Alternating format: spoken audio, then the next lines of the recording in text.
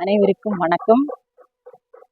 மக்கள் கூட்டாட்சி பாகம் 7 சென்ற 6ஆம் பாகம் வெளியீட்டில் சுமார் 300 குடும்பங்கள் விசாலமாக வாழ்வதற்கான சுமார் 500 ஏக்கர் நிலப்பரப்பு கொண்ட மக்கள் கூட்டாட்சி பேரவை பற்றி வெளியிட்டிருந்தோம். தற்போது ஒரு மக்கள் கூட்டாட்சி பேரவைக்குள் எவையெல்லாம் உட்பட்டிருக்க வேண்டுமென்பதை குறிப்பிட்டு அவைகளை பற்றி காண்போம். 1. ஒரு குடும்ப குடியிருப்பு இடம். 2. குடும்ப ஓய்வகம். 3. சிறு குறு விவசாய நிலம். 4. நீண்டகால பயிர்கள். 5. மக்கள் கூட்டாட்சி பேரவை கட்டிட வளாகம். 6. கல்விக்கான இடம். 7. மருத்துவமனை. 8. கோயில்களுக்கான இடங்கள். 9. இடுகாடு வார் மயான இடம். 10. பெரிய தொழிற்சாலைகள். 11. சிறிய தொழிற்சாலைகள். 12. விவசாய உற்பத்தி பொருட்கள் கொள்முதல் விற்பனை இடம். 13. விஞ்ஞான ஆராய்ச்சி மற்றும் படிப்பகம்.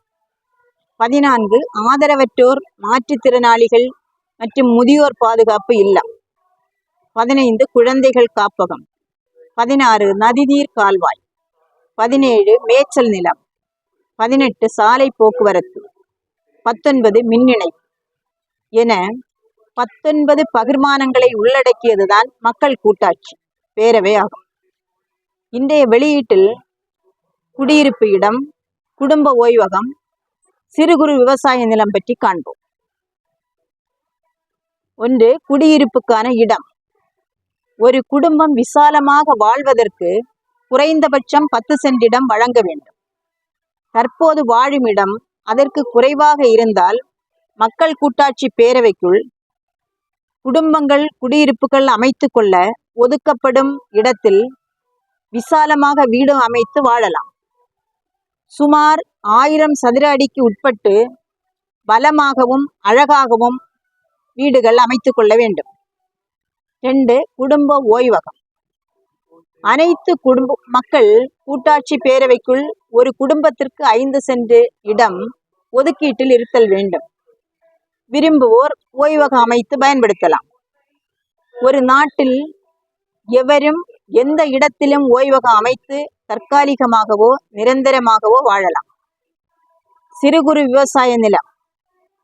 நெல், வாழை, கோதுமை, கரும்பு, காய்கறிகள், பழ வகைகள், தானியங்கள் போன்ற சிறு குறு விவசாயம் செய்ய விரும்பும் 15% குடும்பங்களை கண்டறிந்து குடும்பத்திற்கு தலா 2 ஏக்கர் நிலம் வழங்க வேண்டும். விவசாயத்தில் வேலை என்பது மாதம் 30 நாட்கள் என்றும் மாத ஊதியம் 30,000 ரூபாய் எனவும் கணக்கிட்டு மக்கள் கூட்டாட்சி பேரவை உற்பத்திக்காக வழங்கப்படும் மூலதனம் உட்கொண்டு ஒரு போகத்தில் விளையும் பலன் என்பதையும் அந்த பொருளை நாட்டின் எந்த பகுதிக்கும் எடுத்து செல்ல ஏற்படும் செலவினம் உட்கொண்டது விவசாய உற்பத்தி பொருட்களின் விலை மதிப்பீடாக இருத்தல் வேண்டும். அடுத்த வெளியீட்டில் நீண்டகால பயிர்கள், மக்கள் கூட்டாட்சி பேரவை கட்டட வளாகம், கல்விக்கான இடங்கள் பற்றி நாம் பார்க்கலாம். அனைவரும் மக்கள் கூட்டாட்சி யூடியூபை சப்ஸ்கிரைப் செய்யுங்கள், லைக் பண்ணுங்கள். உங்கள் யூடியூபில் மக்கள் கூட்டாட்சி என்று டைப் செய்து எங்கள் வெளியீட்டை வரிசைப்படுத்தி பார்க்கலாம். அனைவருக்கும் வணக்கம்.